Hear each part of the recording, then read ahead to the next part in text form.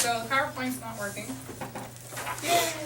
I was planning on doing a lot of stuff on the board anyway. Did you change the USB port? I did, it's actually not connected to the internet. Oh. So, Oh no.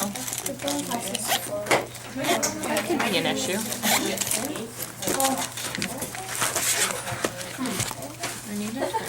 okay, so for the paper, it's a group assignment and that I want you to discuss one of the topics we talked about in class. So, because our textbook is kind of ancient, this is an opportunity to review current events. What's going on now?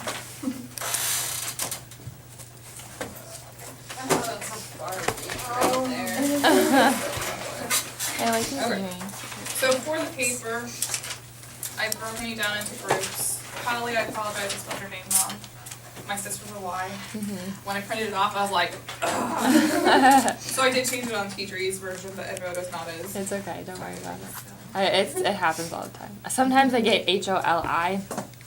Don't know how that came about, but you know. I'm a Hillary with one L, so I get two L's a lot of times. I know it's like. The struggle is real. True. So for paper, find an article to discuss. You can look in the newspaper, online article, journal, publication. Discuss it with your group, and then write a 2 to 3 page summary of the article and your discussion. So you're supposed to talk about it in a group, but then each individual student's going to write their own paper. 2 to 3 page, not a lot. Don't stress out. I gave you an outline, and I wrote that paper in like an hour. Provided it's pretty funny paper, not going for content. An outline. Do you want this typed or? Yes. Okay. Yes, so format, double spaced, 12-point font, Times New Roman Standard 1 is margins. Okay? If you have any questions about the formatting, ask me. Use the MLA style for formatting, just if you're referencing the article. If you use Microsoft Word in a current version of it, you can actually add a source, type in the information, and then click footnote, and it puts it there for you. You don't have to worry about, okay, which comes first. It's there. So if you have questions on that, ask me. For the outline, have an introductory. Yes, Aaron. Sorry, is that a front and back thing? Because sometimes my printer will put something on the back of the paper That's for fine. whatever reason. That's fine. But Whatever. it's just supposed to be single. Double spaced, 2 to 3 pages. So double I spaced. know it's one-sided. If you do two-sided, I'll still grade it. That's fine. But yeah, one-sided is preferred. Alright. So have an introductory paragraph, what topic you're talking about, why it's exciting. So attention-grabbing article, title, sentence, whatever. So, did any of you read the example paper I attached? You did? Okay, it's funny, but it's just, so don't go for content on here, I expect more of a serious paper, but just for like, how to format the paper. So, for the opening paragraph, attention catching phrase, so here you should state what your paper is about in an exciting and attention grabbing way. Then, describe your topic and why it's important. For example, every morning when the alarm goes off, I face an opportunity cost. With the first alarm, I can choose to sleep 10 more minutes, or I can put makeup on. So, kind of going through economic topic, how it applies to you, and write something, okay? Don't overthink this, just like show me that you understand what you're learning in class, basically, okay? So then, you should have, at the end of that first paragraph, a sentence that explains all the points that you're gonna talk about. So, for example, the opportunity cost of choosing sleep over getting ready in the morning is that, and then insert your list. So like 3 different points that you're going to talk about. So then for the first article, point A, or first paragraph, point A, second paragraph, point B, third paragraph, point C, and then conclude it. And then at the end of each paragraph, you should tie in the next topic. So just read through the paper, there's examples in it.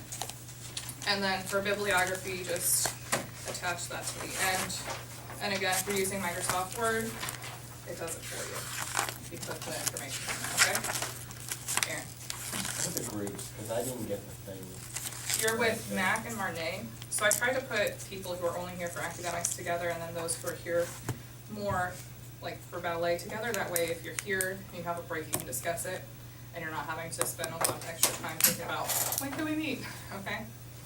So, if you have a serious problem with someone in your group, you can come see me and I'll reassign you, but. It's a paper. We will have to discuss it, so. Any questions on the paper? You have a month. Sarah, you have a problem with your group? No. It's all right, I'll move Madeline out of the group.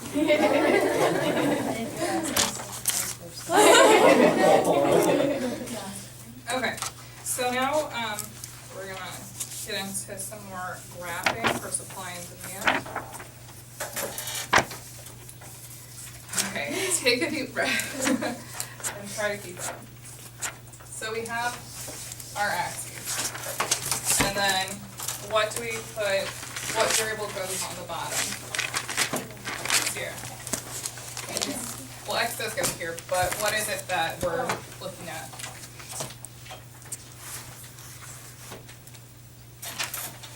Almost. Agree. Quantity? Quantity, yes.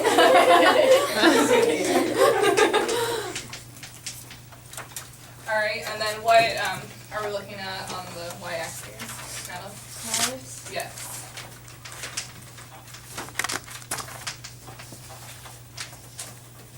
Okay. And then which way does our demand curve slope? Sydney. Negative Right. So starting here or here and going down? on the left. Yes. So we have demand and we mark that as D. It's very, very, very important to mark your curves. Very important. So if you have homework and you're drawing a graph, you gotta put a D for your demand curve and an S for your supply curve. Otherwise you'll lose points. Alright, so then where does our supply curve go? I didn't do that on my homework. What? I didn't do that on Fail. No, it's okay. I'll take that in consideration. Neither did I. Alright, well. I didn't go out and grab some. Okay, so for our supply curve, which way is it going? Positive or negative? It's positive starting from like the bottom left up. Alright, we'll mark that as supply. Alright, and the reason it's important to know which curve is because we're going to be comparing a lot of things, and if you don't know which is which, you're going to be completely lost. Okay? So, we have our price, we have our quantity. This is the demand curve, supply curve. So if there's a price change, you're going to move along the curve. If there's another factor, the curve is actually going to shift. Okay? And we kind of talked about that in the presentation. So, this point in the middle where they meet is the equilibrium point. So that means that the quantity that's being supplied is equal to the quantity being demanded. So that's the most efficient point on the graph because supply and demand are equal. We don't have excesses or shortages.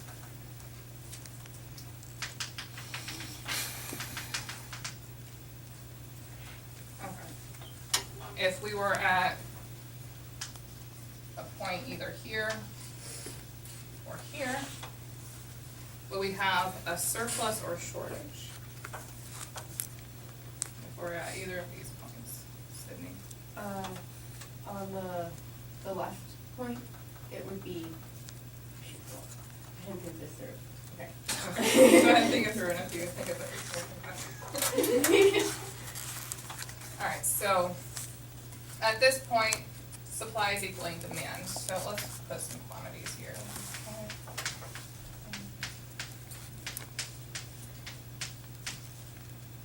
And then the price will make easy ones too.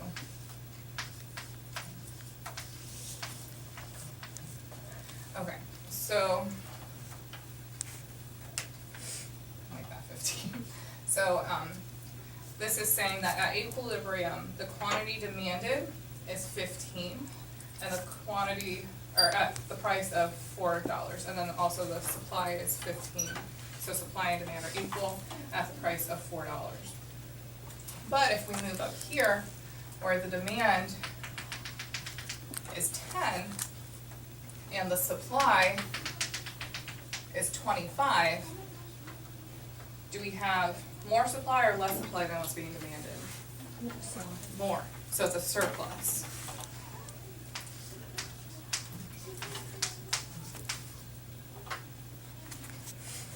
Did that make sense? Did everybody follow that? yes. Yeah, so whenever you have a graph, you can do like the dotted lines to kind of form a picture in your mind of what am I looking at, instead of just like big X. There's more to it than that. Okay. If we're at a point down here, we have the quantity being supplied at 10, but the demand is 25. So 10 pairs of point shoes are being supplied, but there's 25 people who want those point shoes. What would we call that? Shortage, yeah, because people, there's higher demand than there is what's being supplied.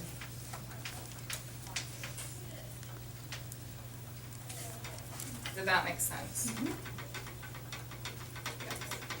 Okay. So with a shortage, that's where the quantity supplied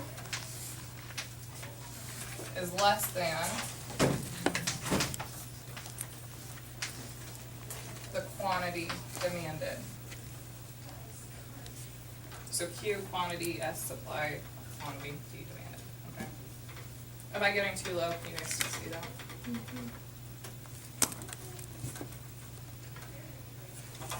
So this would be shortage.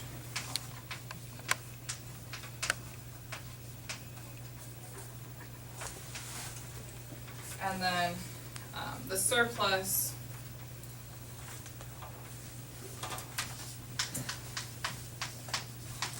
the quantity supplied is greater than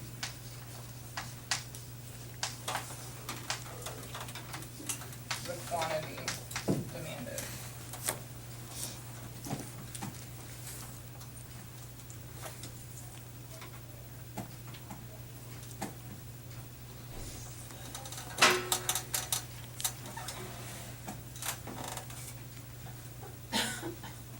So if you'll remember back to earlier this week when we talked about suppliers, in order to give them an incentive to produce more items, the cost has to go up, right? So you can kind of see that where the demand, people are willing to pay $6 for that item here, but the suppliers at $6 say, well, we need to be supplying 25 at that price. So if you want to make them increase it, you have to increase the amount you're willing to spend. So if you want to move from here and get 25, hang on, that's not making sense. Alright, so we're looking at here, there's 10 being supplied at $6, but the supply here is still at $6.25. So the suppliers are actually producing more there than what is demanded. But if we move down to here, at the quantity, or at the price of $3, supply is only 10, but if you move down here, it's 25. Did you follow that? Did I confuse you? Alright, so let's put an example to this. So I'll stick with point shoes, because most of you in the class understand that. Aaron can supply guitars. Okay? So, if we have point shoes for $10 each, the price is too low, and we'll have a shortage. Okay, so at the quantity of 10, the price is $3, the quantity demanded is 25, so you have a shortage. If we raise the price goes up. The quantity demanded here is the quantity $6, 10 are being demanded at $6, the supply is 25. And that's still, I'm sorry, take a deep breath. Basically, when we have a shortage, the price is too low, so we need to increase the price to move towards equilibrium. So, I'm gonna draw another graph, and I think this might make more sense then. Alright, so what do we have on the bottom? Quantity. And over here, Price. demand or supply? Okay, and then we have our equilibrium, which, on a graph, when we're not using like exact numbers, this would be Q star. So that's gonna be the quantity at the equilibrium price, or at the equilibrium point, and then P star is again equilibrium point.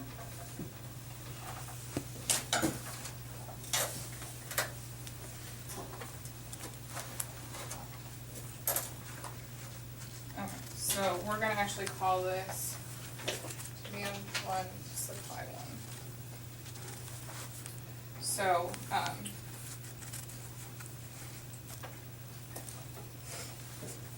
if demand increases and buyers are willing to pay more for something, you would expect more of it to be supplied. So, in this, we're gonna.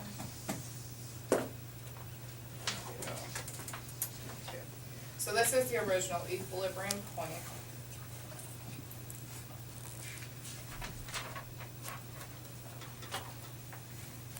And then this is the new equilibrium point. So this will be a Q star. Two, so that was a 1. So the demand has increased. We acknowledge that by shifting the demand curve to the right.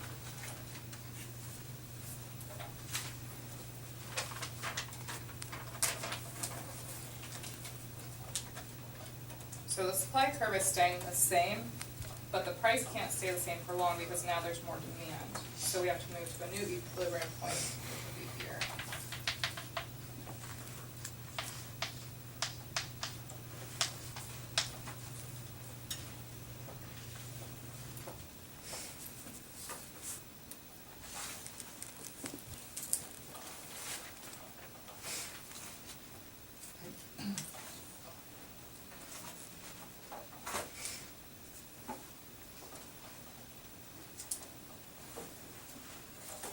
Is everybody following so far? Isn't economics fun? It's only beginning. Alright. So, I'm gonna give the examples from here, so this is what I used.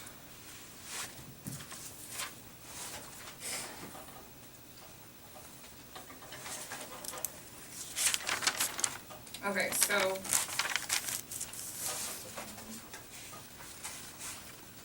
reacting to an increase in demand. If demand increases and supply stays the same, the equilibrium price and the equilibrium quantity both increase. So that's seen by that second graph.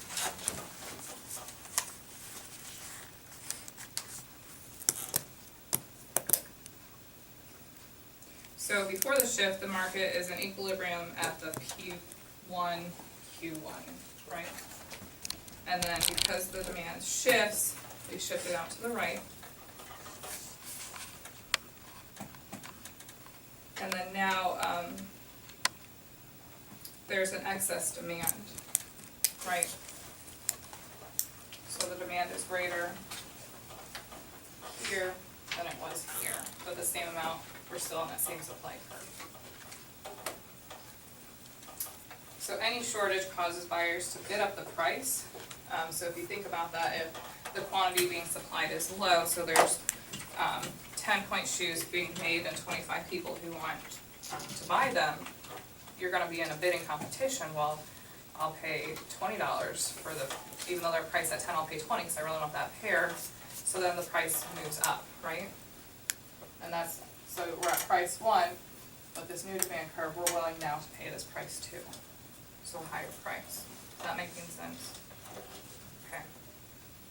It's Friday now. I'm looking forward to the weekend as well.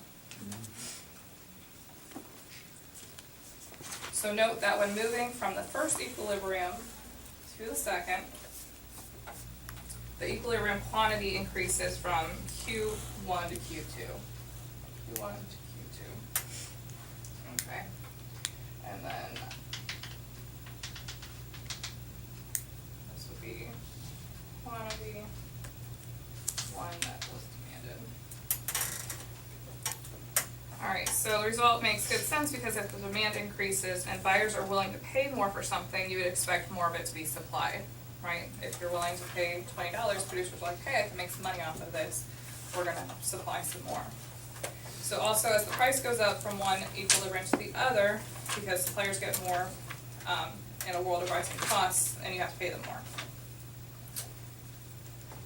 And then a much more subtle thing to realize is that the slope of the supply curve interacts with the demand curve to determine how big the changes in price and quantity will be. So if you think of a perfectly inelastic supply curve, where we have a straight line on either way, price isn't affecting these because you're gonna get it whether it costs $5 or $500. So an example of that would be healthcare. If you need a life-saving surgery, it doesn't matter that it costs $20,000, you're gonna get that surgery, right?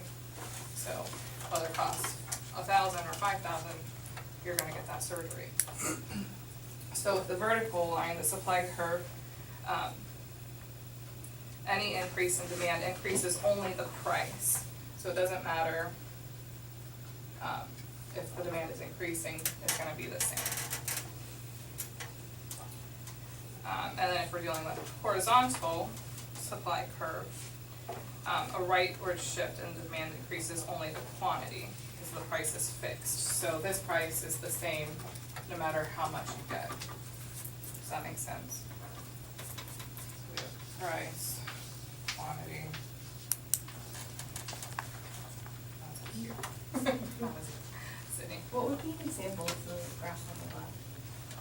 On this one where the price is the same no matter what's demanded. Maybe you guys think of one, I'm gonna think of one, but, price is always the same. I'm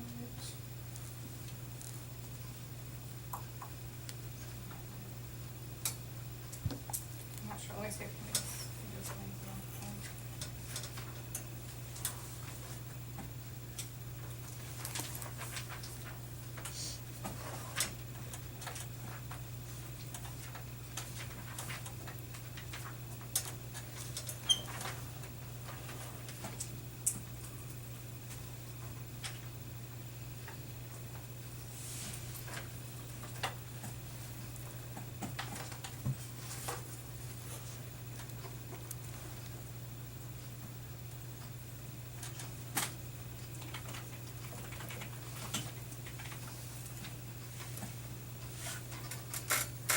Okay, so it would be a situation where there's no production cost.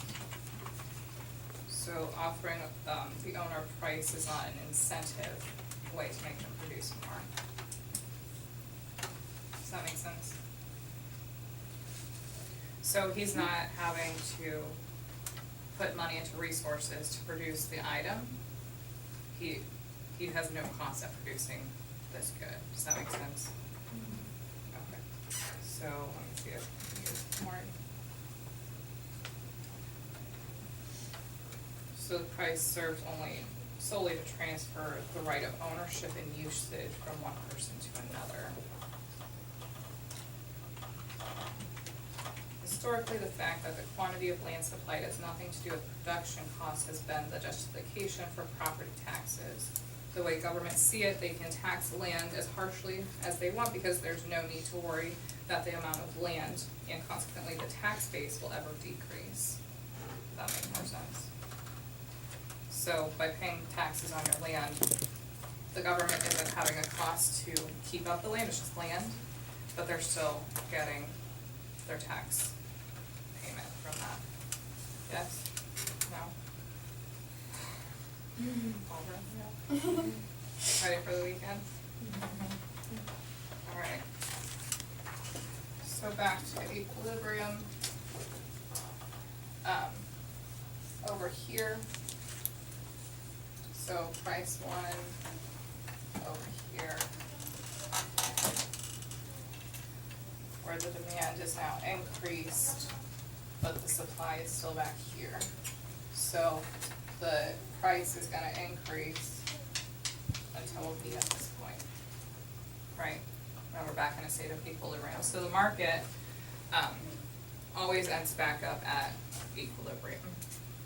Because if you have a surplus and there's too much, the producers lower the price goes down to meet the quantity that's demanded. Because you're not gonna produce 500 silly bands if there's only demand for 5, right? So you're gonna lower the price until you can get rid of that surplus, right? And then if there are 500 people demanding point shoes and you're only making 10, you can make more, and they're willing to, because they're willing to pay more for that. Because they're kind of competing with the price, so they push that price up to where it goes back to equilibrium. Is this making sense? Okay. Any questions? Okay, we're gonna stop there. I do have another homework assignment for you, but I left it in my mailbox. So, you can stop by the front desk to get that, and then you still have your other vocab words that are due, I think, Wednesday. The homework I have for you that's in my mailbox is, supply and demand stuff, so hopefully by doing the activities, this will all kind of sink in.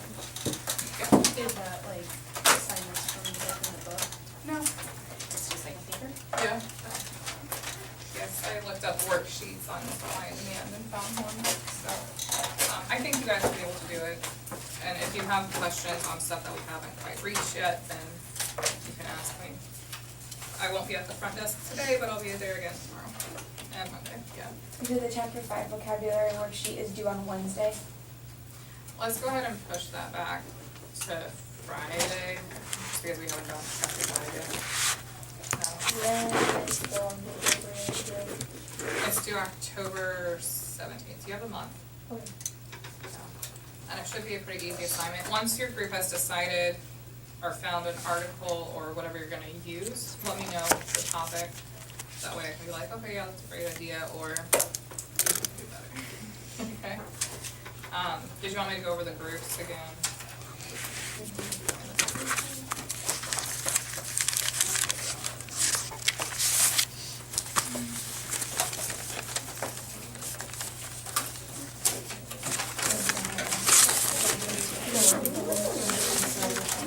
Okay, so group 1 is Straisley, Matt, and Marnay. 2 is Sierra, Marie, and Paige. 3 is Sydney, Sierra, and Lynn, Madeline, and Sarah. And then 4 is Goodman, Deanie, Maddie, and Holly. Which Maddie may or may not be dropping this class, so if you see her, you can include her, but I don't know. Yeah. And with Lauren not being here, like, possibly like 3 days a week, do you want us to just kind of like Holly and I, or possibly Maddie, just kind of come up with the topic on our own if she's not there, and then inform her about what we That's picked? fine with me. Okay. Yeah. Alright, questions, concerns? That's a concern. I've done this I did that for 5 years in college, and even now I have to stop and think, what am I talking about? So, it can be complicated, but bear with me and it's hopefully more